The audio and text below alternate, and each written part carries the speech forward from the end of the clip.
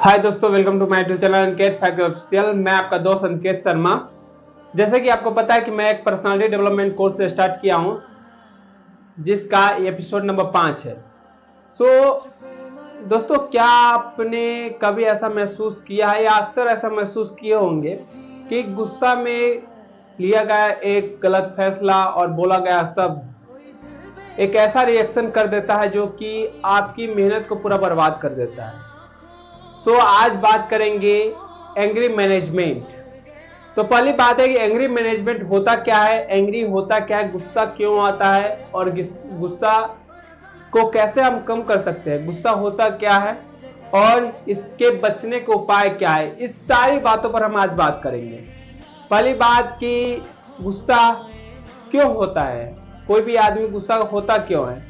तो कभी कभी जैसे कि आपने किसी दूसरे से एक्सप्रेस कर लेते हैं, एक्सपेक्टेशन बोल सकते हैं कि उससे हम एक्सपेक्टेशन कर रहे हैं कि वो कर देगा, ये कर देगा, मेरे लिए ऐसा करेगा। बट अगर वैसा नहीं होता है तो हमें अक्सर ऐसा गुस्सा आ जाता है। आप किसी से उम्मीद कर लेते हैं कि वो ऐसा करेगा, वो ऐसे अच्छा कर सकता है, मुझे उम्मीद है उससे, बट वो नहीं करेगा तो हमें गुस्सा आ जाती है। तो ये हो गया कि क्यों होता है। दोस्तों, बात करेंगे गुस्सा क्या होता है। गुस्सा एक सामान्य भावना है जिसे आप इमोशन भी कह सकते हैं। गुस्सा में लिया गया गलत फैसला, गुस्सा कभी गलत नहीं होता है, गुस्सा में लिया गया गलत फैसला आपको खोखला कर देता है।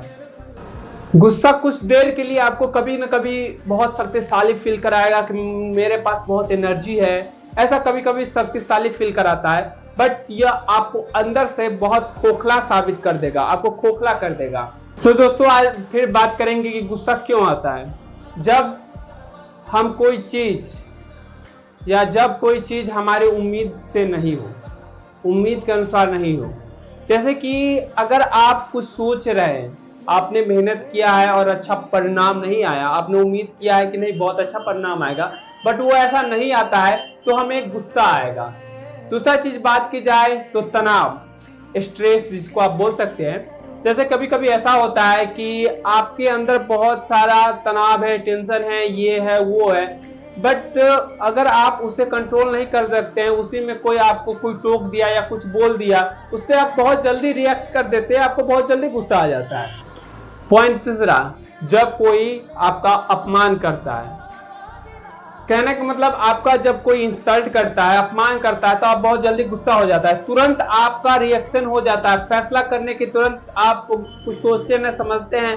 किसी को अगर मान लीजिए कि अगर आप बोल सकते हैं तो उसे बोल देते हैं, डांट देते हैं, या किसी को मारने के लिए दौड़ जाते हैं। तो तुरंत आपको जब कोई अपमान करता है, आप सह नहीं सकते हैं, तो आपको अक्सर एक गुस्सा आती है।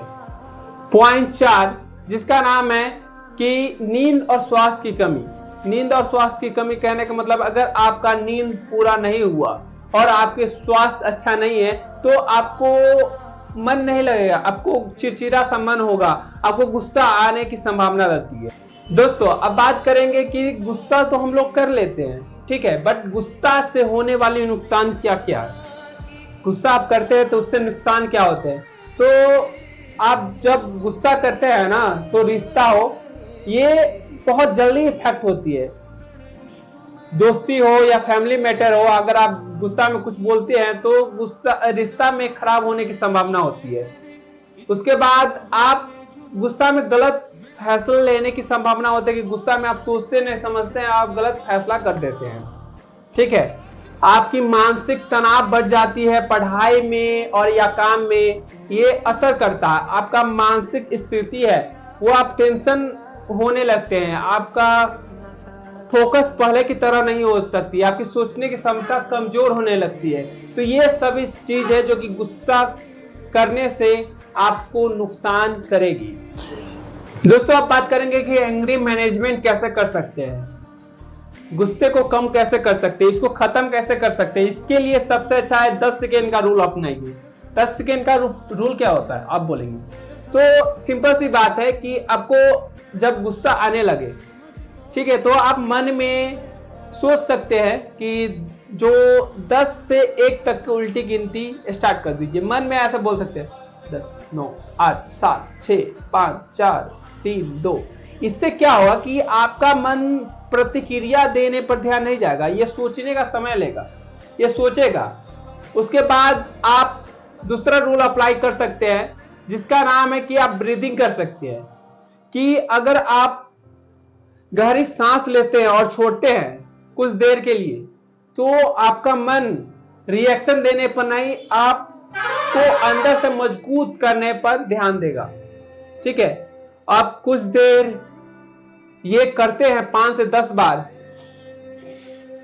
सांस लेते हैं और छोड़ते हैं, तो आपका सारा ध्यान जो गुस्सा पर से हट के आपका रिलैक्सिंग में चल जाएगा, आप रिलैक्स हो जाइएगा। तीसरा पॉइंट है कि परिस्थिति से दूर हो जाइए।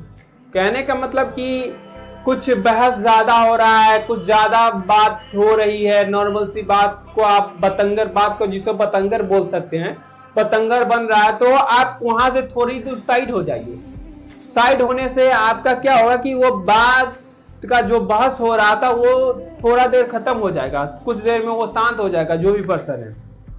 ठीक है, उसके बाद आप कर सकते हैं कि आप डायरी लिख सकते हैं। टेस्ट है, डायरी लिखने का बात कहने का मतलब है कि अगर आप मॉर्निंग में या नाइट में आप डायरी राइटिंग करते हैं, उससे क्या होता है कि अपने सारा विचार को एक डायरी में लिख रहे हैं, उससे आपका दिमाग होगा जो काम होगा, आपको पता चल जाएगा कि हम किस चीज पर गुस्सा होते हैं और किस चीज पे नहीं होते हैं। आप जब गुस्सा जब आप लिखेंगे तो आपको उस वक्त नहीं पता चलेगा, बट 2 दिन के बाद जब या 1 दिन के बाद आप उसे पढ़ेंगे तो आपको एहसास होगा हम इस बात के लिए गुस्सा हुए थे। आपको वो रियलाइज होगा, रिग्रेट होगा कि हम इस चीज के लिए गुस्सा हुए थे। नॉर्मल सी बात के लिए गुस्सा में अक्सर छोटी सी बात बहुत बार बड़ी लगती है कि नहीं ये बड़ा बात है, बट वही आप बाद में रियलाइज कीजिएगा तो ये नॉर्मल सी बात लगेगी। नंबर 5, बोलने से पहले सोचे। कहने का मतलब है कि अगर आप बोलते हैं उससे पहले अगर आप सोचेंगे कि क्या ये बात सही है, ये बात जो बोल रहे हैं क्या इससे उसको ये समस्या बढ़ाएगा या खत्म करेगा। जब आप ये बात सोचते हैं तो गुस्सा जो आप बोलने वाले हैं कि नहीं ये बात बोलेंगे और वो पर्सन ज्यादा गुस्सा हो जाएगा, तो आप वो बात नहीं बोलिएगा। उसके बाद है कि कुछ आप एक्सरसाइज कर सकते हैं। नंबर 6 में कि एक्सरसाइज करने का मतलब है कि अगर आप मेडिटेशन करते हैं जिससे आपका मन की शक्ति, मन को कैसे शांत कर सकते हैं उससे आपको वो पता चल सकता है। ठीक है, बुक पढ़ सकते हैं, उससे मन को कैसे कंट्रोल करना है, कैसे आपका मन शांत रहता है, वो सब आप उससे मिल सकते हैं। ठीक है, उसके बाद मन क्या है, अगर आप बॉडी एक्सरसाइज करते हैं तो वो भी कर सकते हैं कि आप अपना बॉडी को फिट कैसे कर सकते हैं, वो हो गया।